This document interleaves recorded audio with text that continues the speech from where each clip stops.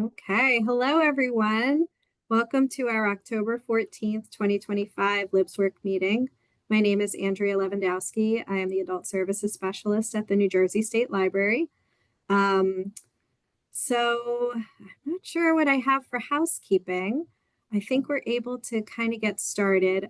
We usually share who we are and what we do in the chat. So if you guys wouldn't mind doing that, I think we have too many people to go round robin. But how about if I just set aside a minute or two? If anyone has any big updates or anything that you want to share, you can unmute and say that now.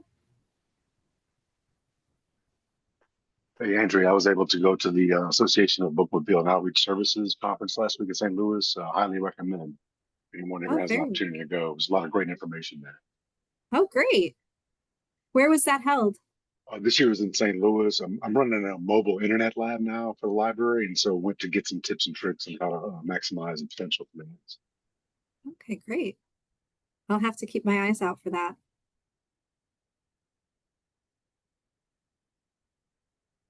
All right. Anyone else? Anything new, exciting? I'm just putting in chat, Washington State Library launched our certification portal. So anyone who has a library card can get geometrics codes for courses and practice tests, and also upload their passing practice test to request free exam and free proctoring. And all of that's been automated. And now all we have to do is hook up a library's ILS to it so that people's local cards will work. Oh, very good. Thank you for sharing that. All right. I guess I'll say this at the beginning and I'll repeat this at the end for anyone who might come in later. So our next meeting in November, the second Tuesday of the month falls on Veterans Day. And I don't know if that's a holiday for everyone, but it's a New Jersey holiday. And so I won't be here. So we've shifted the date. So it should already be showing up correctly in Zoom, but we'll be meeting on November 18th instead, the third Tuesday of the month at 2 o'clock. And during that meeting, our guest will be Emily Durkin from ALA, and she's going to talk about the white paper on prison libraries, investing in prison libraries, a cost-effective path to safer communities and second chances. So I'll be sending that information out with the link, but please register for that if you're interested. All right, with all of that said, I'm going to introduce Amanda Hurley. Amanda is going to be talking about the Job Fair Playbook, your guide to a successful high school event, and she's a library media specialist at Henry Clay High School in Lexington, Kentucky. So Amanda, I will let you take it away from here. Awesome. Going to share my screen with you.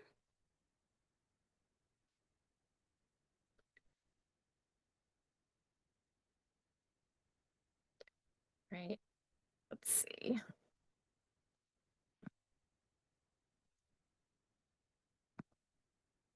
Can you guys all see the job fair presentation?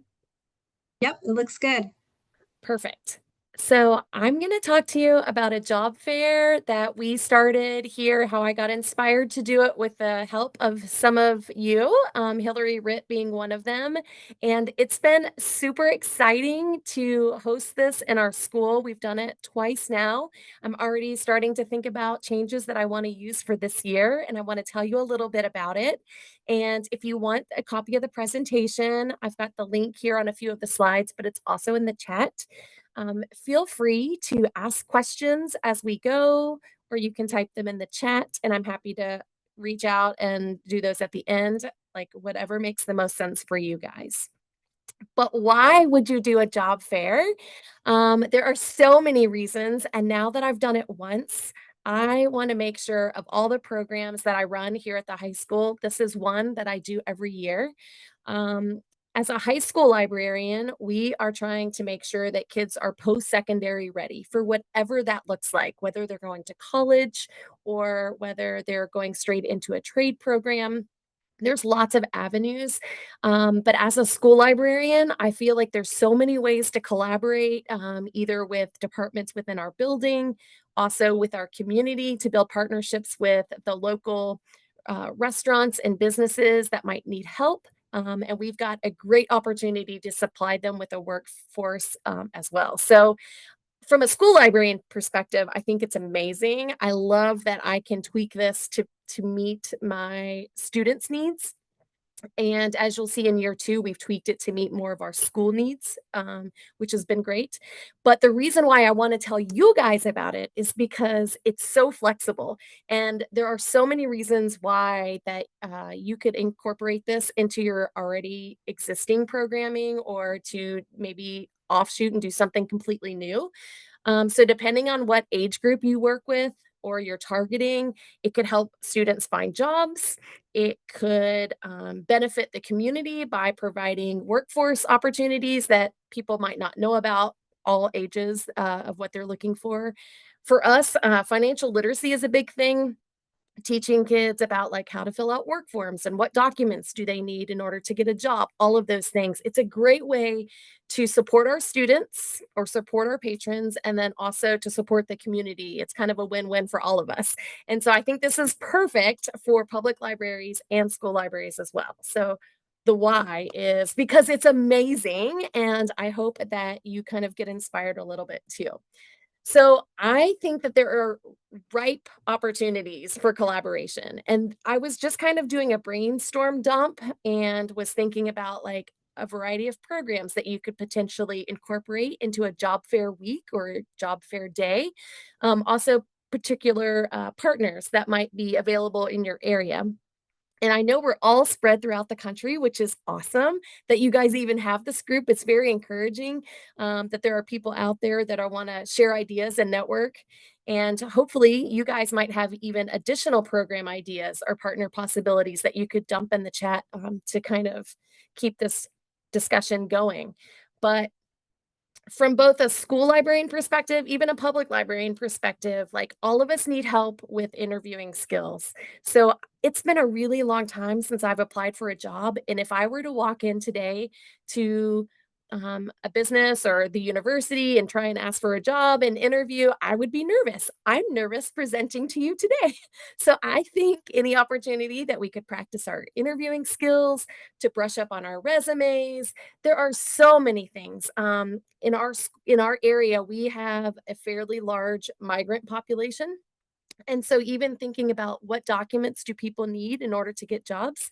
How do you request a social security number if for whatever reason you or your family doesn't have those? How do you get replacement cards? There are so many intricate parts of getting a job that we often take for granted, either because we haven't gone through the process recently or because we just assume that we know.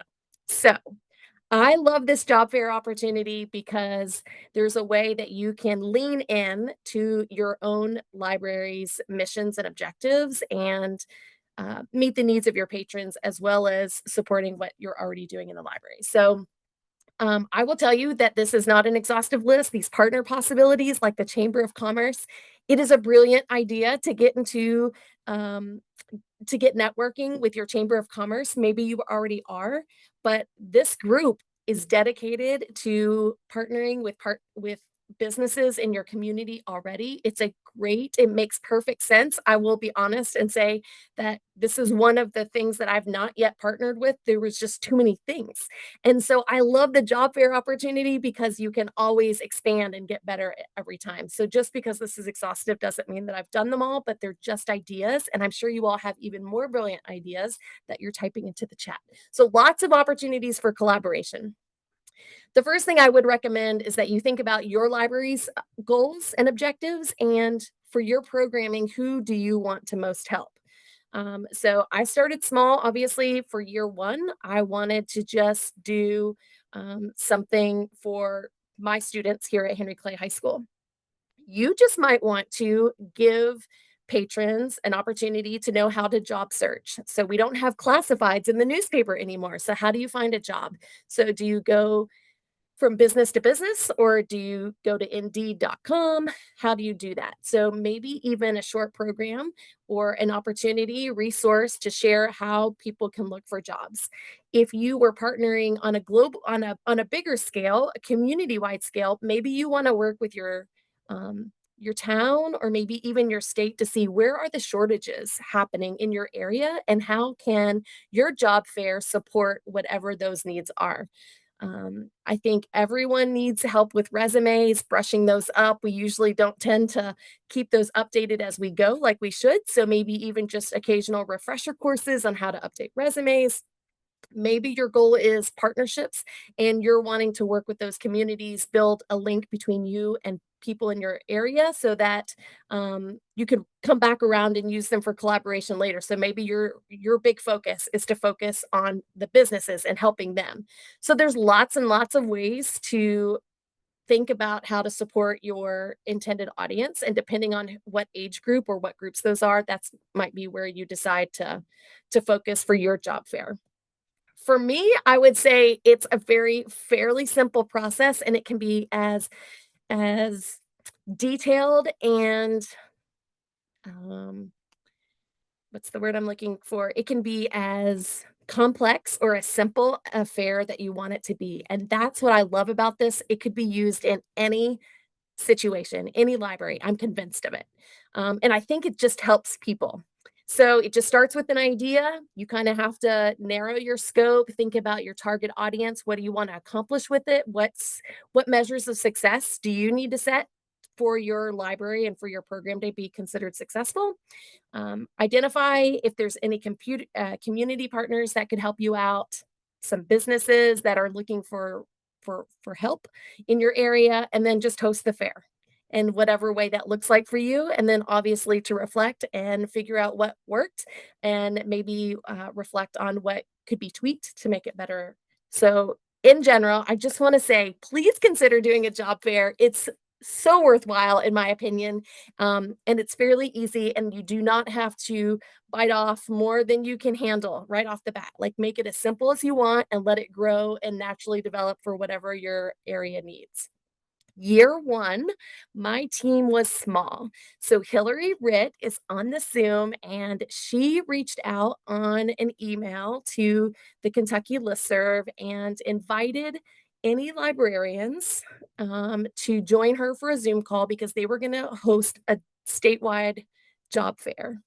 And it kind of caught my attention because I really wasn't sure what a statewide job fair looked like. So I attended the Zoom, and she and Lori Davis, who at that time was working for the Lexington Public Library, they kind of joined forces, and I will let her speak to how all of this came about for their brainchild. But it was amazing because essentially they said, host a job fair for your community and make it look like whatever you need it to look like, and we'll support you. And I was like, okay, that sounds great. So for year one, I got the idea from the Lexington Public Library and from Hillary. And I worked with my library clerk who helped me make signage. I had a youth service center lead who, the youth service center, I'm not sure if you have those where you are, but it is an office in our school whose job is to reach out to families in need. They work with all families in our school, but particularly the ones who need additional assistance, maybe like Thanksgiving meals at Thanksgiving time, or maybe clothing because of a house fire or something like this. And I was able to get one career and tech teacher involved, just one, but it was one, and it was amazing. So we had a small team. We had an idea to host a job fair. And because of Hillary and Lori's work, they introduced me to the Kentucky Career Center. And at first, I was reaching out to the Kentucky Career Center to ask what services they offer. And mostly it's for 18 and older. But as we got to talking about their services, they said, hey, do you want us to create a flyer for you? And I said, yes. And so that was an amazing part of this partnership because as we start talking and developing, I was able to make new friends, but also professional relationships where sometimes I just had to let go and let someone else who was really great at something, like creating a graphic, to help me out. And it was amazing. So the Kentucky Career Center made a flyer for me and they helped me promote my job fair. And then through all of that, I was able to get one business, Texas Roadhouse, to come and to actually interview our students here on site at the school, and some of our students got jobs. So year one, small team, but it turned out great. So let me tell you about it. My audience was the 16 to 18-year-olds. In general, I really wanted all my students to have job opportunities, but there's only one business that I found that hired at 14, and that was Chick-fil-A. So in my mind, I was going to have a table for 13 to 15-year-olds, and all the job applications for that age group would be in one area. And then I had a 16 and 17-year-old area where those kids could gravitate towards that part of the library to look at job applications. And then I had a section for 18 and older. And I thought that was great, and it was really helpful, so when kids came in, they knew where to go, except I didn't have as much for the younger students as I had anticipated. So, I thought about my target audience, my goals, my objectives. I want them to find a job during the summer. I wanted them to be, productive and not on the streets doing things that we don't want them to do, and I wanted them to earn money and to contribute to our community. So in order to do that, I wanted to show them jobs that were available. I wanted to give them some skills or some opportunities to interview. And then I also wanted to build partnerships with our city and especially around the area where our school is located. While some affluence is in the area, some people have cars. A lot of our students walk or ride bikes to school. So I wanted to focus on the areas of town that would be easily accessible to all of our students. Although that's not to say if anyone from across town gave me an application, I totally included it in my into the job fair just because I wanted to give students all the opportunities that I could. So for me, job search, I wanted to focus on these three things. And this is how it turned out, my friends. So I had different spaces of the library depending on your age. I had a section where students could go in the middle that was more resources, like if you were a student with disabilities and you needed support doing some job training. I had organization information there. If they wanted to use Indeed.com or something like this, I had a section where I could show them on the interactive flat panel how to search for a job online.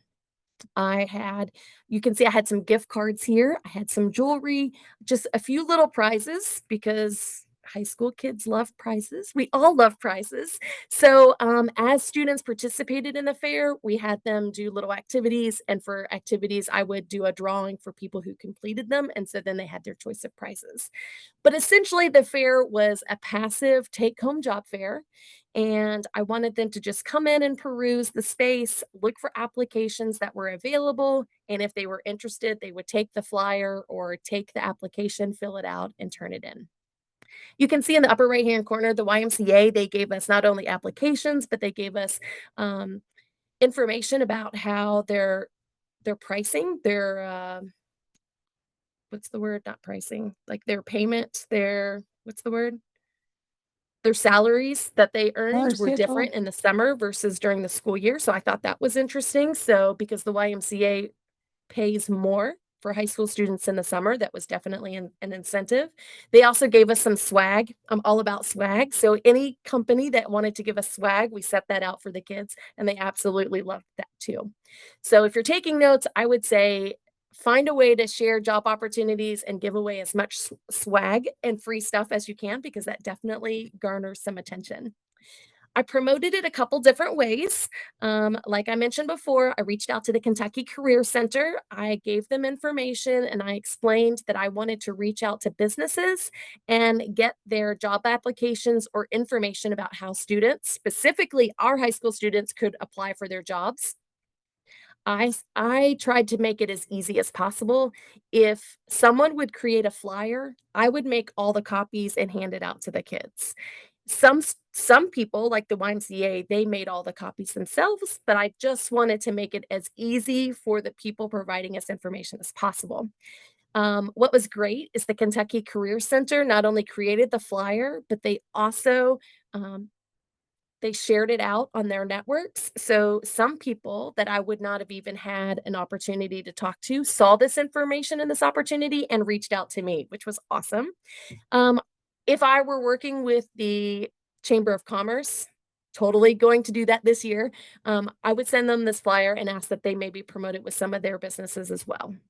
So I loved having a flyer. So as I went around, even with dinner with my family, if I thought this might be a great option for a job opportunity for our high school students, I just handed it to a manager, explained what I was doing, and just kind of left it at their place of business to see if anyone would respond to me. That's kind of how I got involved with Texas Roadhouse, which was pretty nice. Year one, it was a passive job fair.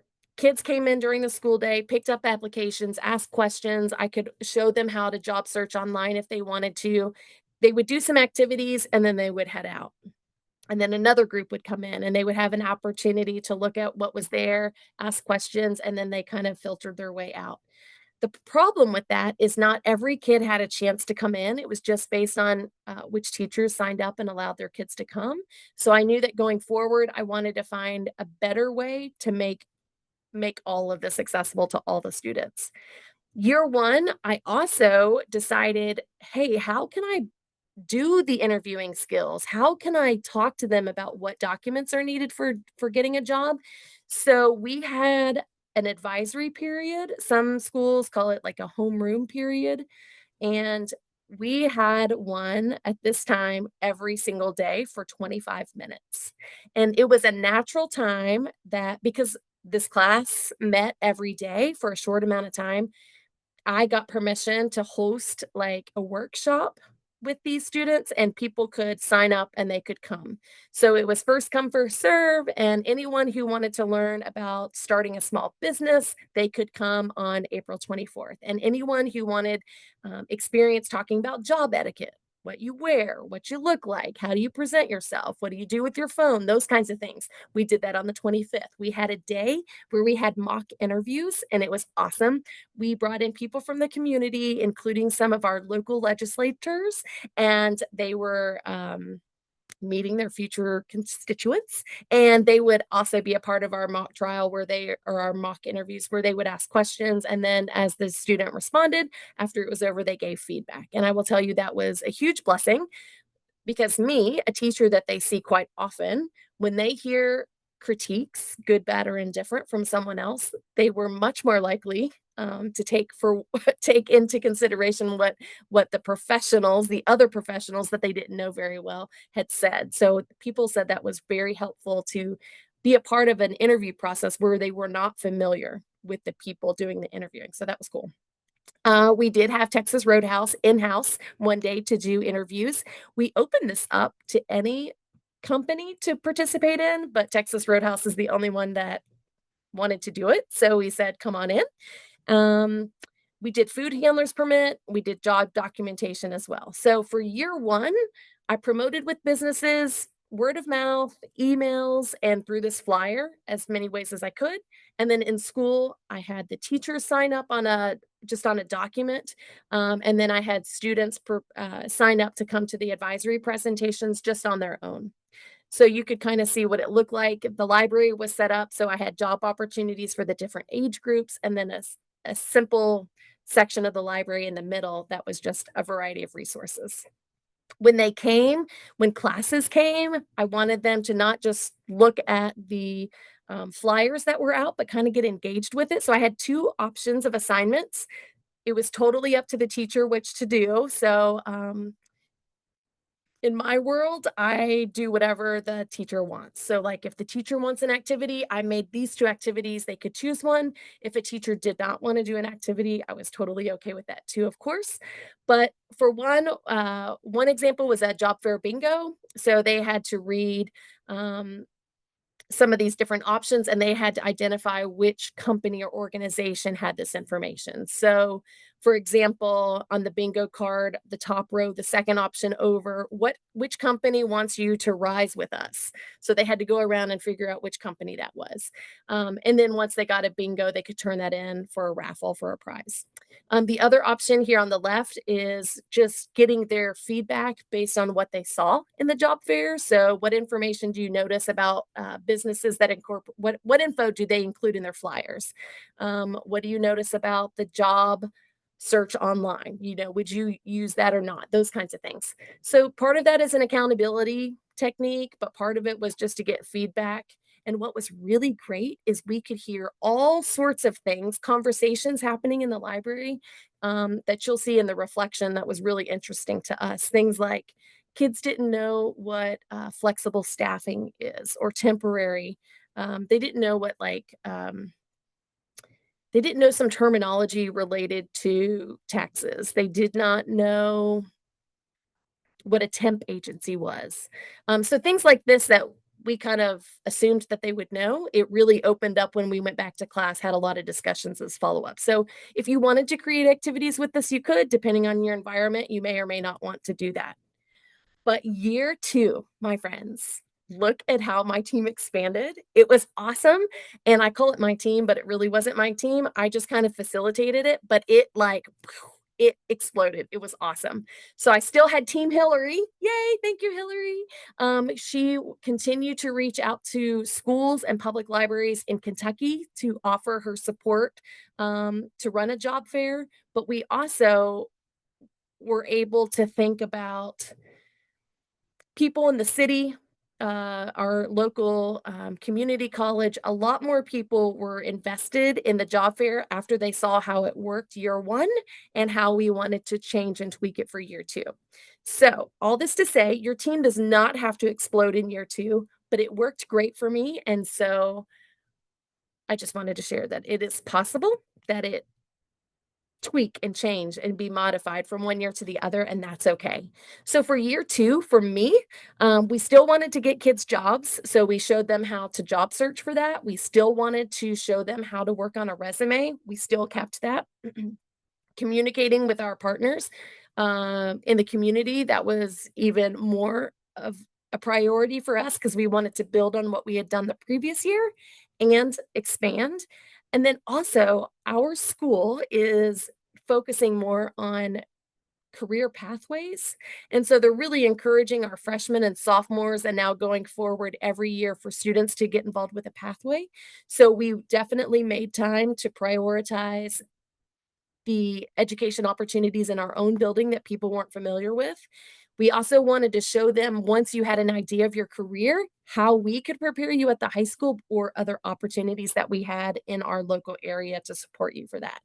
And definitely, how do you pay for that? How do you pay for college? How do you pay for another trade if that's what you wanted to do post-secondary? So that's kind of what we did. So year 2, I kept the take-home job fair. I thought that was super helpful. I could plan all that in advance where students could come around and pick up things that were interesting, that looked interesting to them. But the difference was it wasn't passive the entire time. I was actually able to create partnerships where we had presentations all day for different grade periods. So for the first day on Monday, I'll show you in just a second, we had someone come in from the Kentucky Higher Education Authority, where they were able to talk to our students about getting KEYS money, which is kind of our lottery scholarship dollars that the state provides. And there's a way for students to get automatic money for college if they stay in state. So we had him come to talk about what are loans, what are grants. If you want to go to vocational school, how do you pay for that? But then for the days that we had underclassmen come, like the freshmen and sophomores, we wanted to focus more on the career and technical aspect. So every day we had different presentations. We were able to incorporate all the kids in the school for that, and we tied it right after spring break, which was really helpful as well. I opened up opportunities. We had turnover in our school. So I had a new youth service center coordinator, a new college and career coach, but it all turned out great. So here are the presentations that we did. So we did a paying for college or career on Mondays, on Tuesdays. Oh, y'all. So we did the pathway thing, but guess what? One of the companies that I reached out to was the Office of Waste Management in the city of Lexington, but they never returned any of my emails. They didn't return any of my calls. But guess what? They showed up. They showed up on Tuesday. And so I was like, what are we going to do? So we totally pivoted and while we were focusing on freshmen and sophomore in the libraries those days, on Tuesday, we actually were able to pull some senior classes and do essentially a touch the truck. We literally pulled up one of the garbage trucks in the back of the school. Kids got to use the arms. They got to see inside. They got to talk to Office of Waste Management. They got to talk about how those individuals can work Monday through Friday and they work like 5 to 2, and then they get Friday, Saturday, Sunday off. And then they talked about overtime and they talked about how do they work their way up. And they asked them questions about salary and sick leave and all the things and all of the misconceptions. I'm telling you, if students thought it, they asked it. And these people were prepared. They were honest, but they were also very considerate and very professional in dealing with our students. And I'm just telling you, it was the best experience that kind of just popped out of nowhere, which was awesome. So every day was a little different. On Wednesday, we had a Sierra Trading Post. It's a new company that came to our city. We literally had them talking to students about what they looked for in high school students that would translate to any job in the summer, but then they literally set up job interviews for those kids while they were in school. It turns out they hired only Henry Clay High School students to open their store, like for the high school support. So they had to have managers and adults 18 and older to run the actual store and stuff like that. But they supplied their summer help with our Henry Clay High School students, and that was so amazing. Thursday, we had a health inspector here come and talk about like job opportunities in terms of like, what do you see when you go to a restaurant, what their job is, and then why it's so important to have a food handler permit. And then we also did additional job interviews. And then on Friday, we had a local community college talk about some short-term certificates. So like, how do you get to be HVAC certified and how you could do that in 30 undergraduate hours or however many it is at the school. So that was super helpful. We realized that there was such an interest in the job fair stuff, in the food handling aspect. We actually extended that. So we offered, the student council paid for 86 trainings, 86 students to get trained to get their food handlers permit. So in the library, I did not pay for it. Student council paid for it, but I actually created the handouts, talked to the kids one-on-one, showed them how to do their training online. And then we totally celebrated for every person that took the test and passed. We made these spotlights and we have TVs up around the building and we would share that they earned their food handlers permit. So our high school students loved it. It was awesome. You can see some pictures here. We did the touch the truck. We had some job interviews. We had whole class discussions. It was great. So looked a little different year too, but it was still great. In this presentation, if you're interested, where would you get your ideas for what to hand out besides your applications for communities, for jobs around your area? Maybe you would get some ideas from our statewide job fair. Hillary and her friends have given us permission to share this Google Drive folder so you can jump into it and you can see there are all sorts of vendor information, like Kentucky Educational Television. They have different databases that they can give demos for. You might find all sorts of things, jobs of the week that our state government has put together. So all of those things are in there. You're going to find, if I jump in here, I'm scared I'm not going to be able to show you exactly what I want, but there is this really awesome document in here. Oh, I knew if I didn't pull it up ahead of time, I'd forget. But there's this really cool document in here that talks about apprenticeships.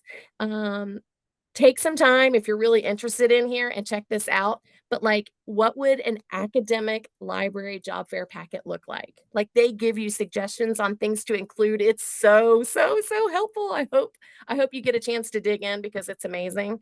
But I've given some my processes. Essentially, I created the one pagers. If people didn't give me their one pagers, I created them. Most of the people were pretty reasonable in creating them themselves. Big Ass Fans was one, Richmond Place. What's cool about the Richmond Place, it's a senior living facility. But one of the things that we're hoping to expand is now that our students are starting to work there, that maybe we have a freshman community service component. So maybe we're trying to partner with them to be one of the placements where some of our students go to do bingo or to do sing-alongs at winter time or things like this. So there's lots of ways that this could develop and create more collaboration. Toyota Manufacturing was fine with me creating a one pager, but they didn't have one. So I literally just got stuff off their website and made a QR code to their application process. So I would just encourage you, if you try this, like, just do it. It's so worthwhile. Stay organized. This is a template that you could use that I've used. It just how to keep organized of who the contact name is, what their email was, what day did I talk to them, what did they submit. This was really helpful for me. I got people to sign up for different things in different ways. So the food handlers permit was by email. Some of the like when the YMCA came to talk to our students about being lifeguards, like that was an in-person one. So they would just sign up in the library or on this Google form. Your library probably already has ways for people to register for programming. So just use what you already use and it's going to be great. It can be as simple as putting nameplates out and putting them around the room. It could be having presentations. There's really not a right or wrong. Like you can totally customize this to whoever your target audience is and however many people you're expecting. I have created some links here. So if you wanted to see, the state of Kentucky has created some high demand pathways. There's like 5 major areas that we are having a job shortage in. So they're doing a lot of incentives for education and job opportunities for those 5 areas. So they've made these pictures, these yeah, they are JPEGs. They're like picture files that said, like, hey, if you want to go into software, these are the types of jobs, these are their entry level salaries, this is what it's like after 5 years. And it was a great resource. I just literally used this PDF to JPEG converter and made posters and hung them up and just got kids thinking about what does an average, like an entry average starting salary look like versus what it might look 5 years from now. And that created a lot of conversations. The setup was not very intense for me. I literally used 8.5 by 11 sheets of paper to make nameplates. Year 2, instead of having the library set up for different age groups, I just used circles. So if like Chick-fil-A was 16 and older, we just had a 16 plus little circle on it. If it was, and we color coded it for easy reference. So if people were walking around the library, they could identify it. But it doesn't have to take a lot of your time or energy, but it is so rewarding in my opinion.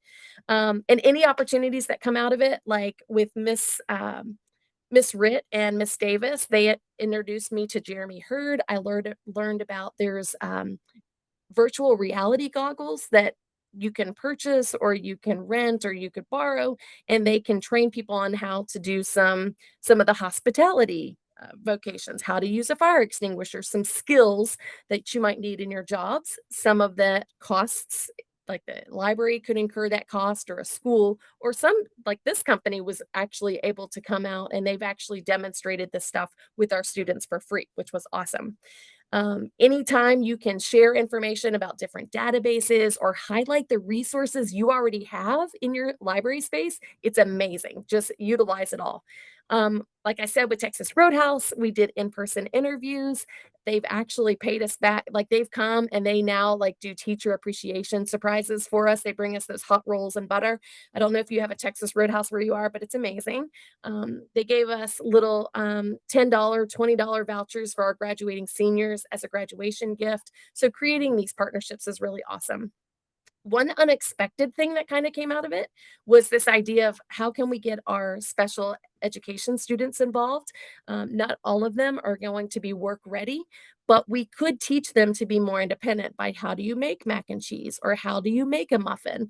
And so the this is kind of unrelated to the job fair, but something that came out of our collaboration was our MSD students now have a food lab where they go into our culinary class one day a month, and they actually learn how to do some of the cooking and the cleaning and things that they are able to do and to do well.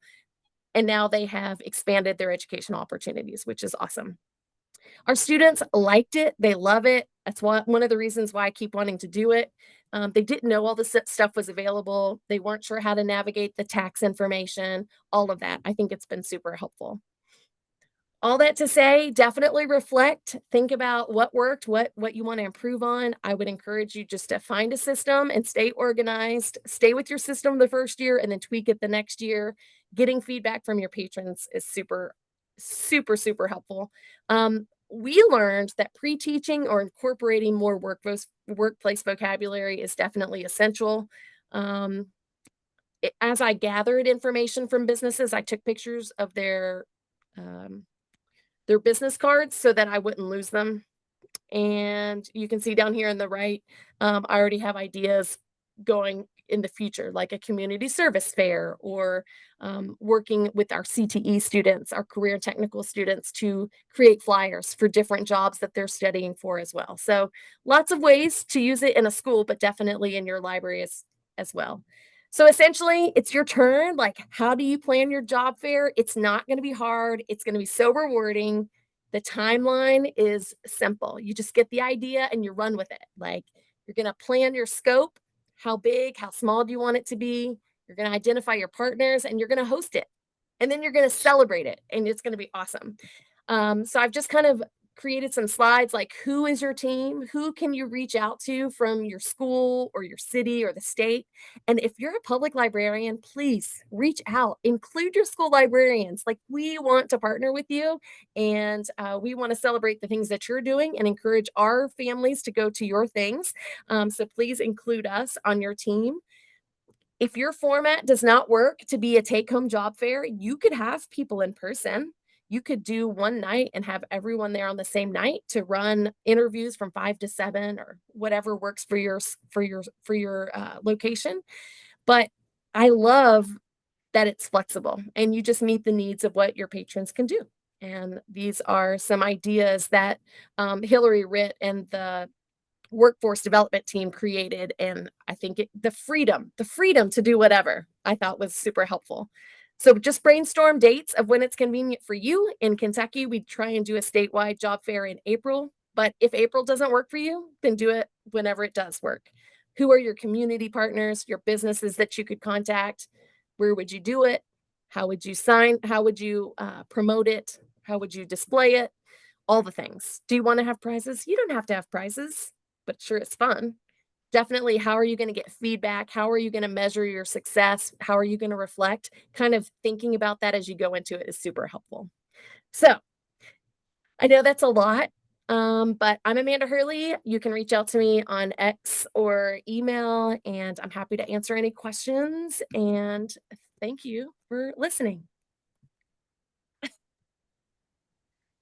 You You shared guys have any such questions? great information. Everyone's in the chat saying how thorough this has been and how you've shared so much great information. I wanted to real quick give Hillary a chance just to share about the idea for the statewide job fairs, just from that state library perspective. Hillary, do you mind just saying a couple things? Sure, I'll be really quick. The idea came actually from Lori Davis at the Lexington Public Library. She reached out to me in early February of 2022 and said, "What do you think about this?" And I said, "Well, let me talk to my supervisor," and we went forward with it. So we developed a Google Drive resource guide and reached out. I saw Justin from the McCracken County Public Library was on the call. He and his team participated in that first year. Really, it's open-ended to however libraries in the state want to participate. We've had an academic library participate by having a table that featured databases and other resources that an academic library would have. Of course, Amanda and some other school librarians have participated. Some did it like a take-home job fair with student summer work. But some have worked at the middle school level and helping students understand what kind of skills are needed. They were already partnering in a way with their local public library to do mock interviews. And so just a variety of different things. And I've got to credit the librarians that are doing it. I just kind of gather resources and share it out, but I want to cheerlead for them. They are doing some really cool stuff, as you can see from what Amanda's shared. Alicia Copley from Kenton County Public Library, Natalie, who's retired, but Kenton County, they've participated. It's whatever the library wants to do and what works for them. Excellent. Thank you so much. And I'm looking forward to going through that Google Drive and seeing the resources that are in there. I'm going to open it up for questions, but one thing I did want to comment on that really stuck out to me was just how awesome it is how you were teaching the students how to do a job fair, in particular with the bingo board, and having them look closely at things and kind of pointing out how you have to read a job description and be really aware of all of those aspects before you apply. And I thought that even if for somebody who's not working in a school, if you have a population that you're working with where they may not be familiar with a job fair, that incorporating something like that would help them to learn what you do during a job fair, and also maybe give them some tasks to do so it's a little bit less overwhelming. You know, you're focused on these particular things instead of like, what do I do now? So I thought that was particularly excellent. All right, any questions? Anyone have any ideas? Questions for Amanda, things you're doing in your own library that you want to share? Hillary, I have a question from the state library level. Did you all put forth any funding or financial resources toward this support when you opened it up and just said to this whole state, like, go for it, have a job fair? I just was curious if there was any funds that were put aside to support that. Other than no, just my salary, what I do is just part of my job. No, we didn't really. I worked with the Kentucky Chamber of Commerce. They provided, they're called critical job booklets in Kentucky. We worked with them. They provided those to any of the participating schools. They also have a coloring book that they provided to. It's free. They made it available in print, but they also have it available online. And then any kind of the e-resources, we just made those available, but no other funding.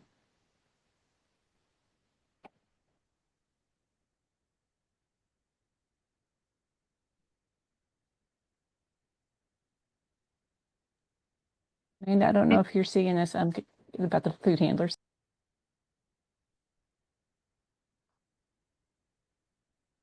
Yeah, Amanda, who paid for the food handling training? Our student council. We had a homecoming dance and we charged $20 a kid. And then they had like 10,000 extra dollars. They gave like little $500 grants to people. I bought a button machine. Inspired by my public library, by the way. And literally so it was $23 a person. They were able to hand us whatever 23 times 86 is. That's how much money they gave us. We worked out the PO and they totally let me run it. Essentially, they did all the paperwork to get the licenses as far as the money goes. And then I just worked with the state organization to get all the codes. And then I worked with the kids to make it happen.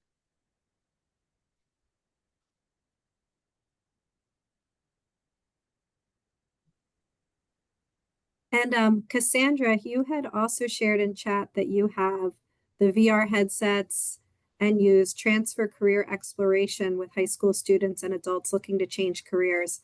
I don't know if you can unmute and share a little bit more about that, or Yeah, thank you. sure. So our district, I'm in Weld County, Colorado, and we're very focused on supporting the community with workforce development. And so we have purchased 5 virtual reality headsets, and they are shared. I've been in possession of them for quite a while. I've been hoarding them. But the software is from the company called Transfer without the E, and they put out a whole catalog. You can go on their website and watch videos and look at their catalog, but they have, I like to describe it as short little challenges for individuals to learn about the task of a particular career. And I always throw out, like, if you don't like heights, don't try this one because you're restoring power to a town and you have to climb a ladder and go really high. So that I always give like this warning. And then the other one that I've tried that I can't handle myself is doing knee surgery. So you're literally like cutting the bone and there's blood, and I could not handle that. But those are just like 2 aspects. They continue to add more and more. So like there's plating food for a restaurant. There's changing a car battery. So one day I just did car maintenance, virtual reality at the library. And I've pretty much just had this homeschool family, this mom and her 2 kids. But I'm like, hey, they're learning about it. But I've also taken it to high schools. So the high school students can also get, an idea of like, is this something they really want to do? So I actually have a meeting this afternoon. So the other aspect is, if somebody is really interested in automotive maintenance, there's a full like 2 or 3 page menu of all of the trainings that the person can do in the virtual reality space. And I can create an account for them so we can monitor, how far they got in each of the specific classes. The unfortunate part, and I've been like pounding on Transfer to like work on getting accredited so these individuals can have like a certificate, but they haven't worked on that yet. So all people can do is like have these opportunities to learn about career paths and figure out if that's what they want to do. So far nobody has done any like the deep dive training with me. It's just been like, oh, let me see if I like this or not. Plus, a lot of people have a hard time with virtual reality. Like you can only do it for a short time. But I think it's a really cool software. So if anybody wants to try it, I recommend finding another place that has it so you can try it on and experience it. Thank you so much, Cassandra. And that's really important just to even know if you would like doing something before you spend the money going to school for it or getting a certificate or anything like that. So I think Yes. that's still really valuable. Exactly. And Amanda, I see you answered in the chat about whether you have a career center corner set up in your school library. So if anyone's interested in that, do you have anything else to add to that? No, I mean, I really want my library space to be library dedicated, so I don't want to necessarily share my space permanently with people, but I do think like centrality helps. And I do think having a space where career-centered stuff, but in my school specifically, we're very compartmentalized. Like counselors do this and college and career does this. And I'm more of a collaborator, like let's do all the things together. And so that's kind of rocking a few people's worlds. So I don't know what the future holds, but definitely open to it. But I do want to definitely protect my space too without being, do you know what I mean? Like, I want the library to be the library. I don't want to necessarily give up office space for other people that might not be library related. Yeah. And as far as like the training, like schools, if you're thinking about doing some sort of partnership for your food handlers permit, like schools sometimes have the PTA. Sometimes parents would even potentially pay for it if they knew how to do it. Like, I find it interesting as a parent of a high schooler plus a teacher. I think parents are much more willing to do things if they knew what it was for, as opposed to just throwing it into a pot and maybe we're going to buy like sharpened pencils with it, as opposed, like when I said I wanted to do a student tailgate, a free student tailgate before the homecoming game, I got $800 worth of donations like within a week. Like, I think if they knew, I think there are opportunities for parents and schools to participate if they knew what the money was going for. That's a good point.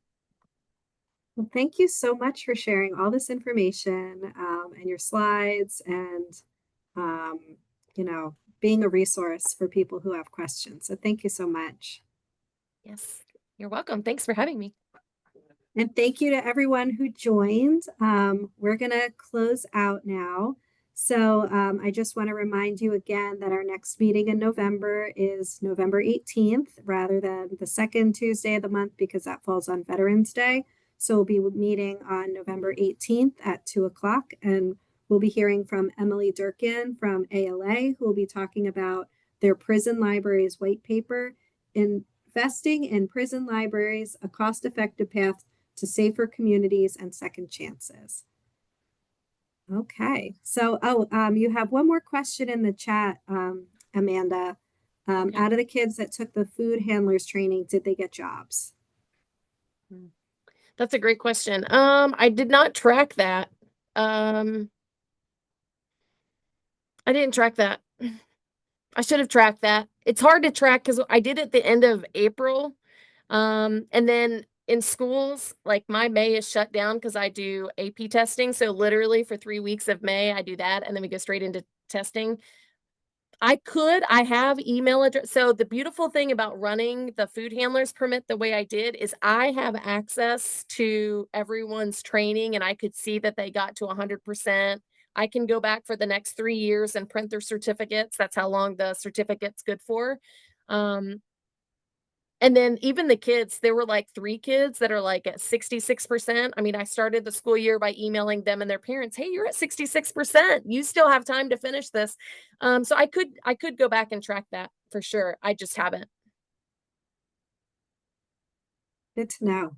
And great that you have that access for a few years so they can, if they need it Kids again. lose everything. They Oh, think yeah. they remember like what email address they used and all the things. And so, yeah, all the things. Well, All right, thanks well, again, reach out to me Amanda. on email if you need anything, and good luck. And I can't wait to hear your success stories.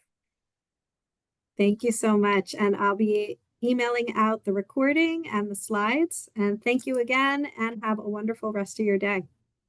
Bye, everyone.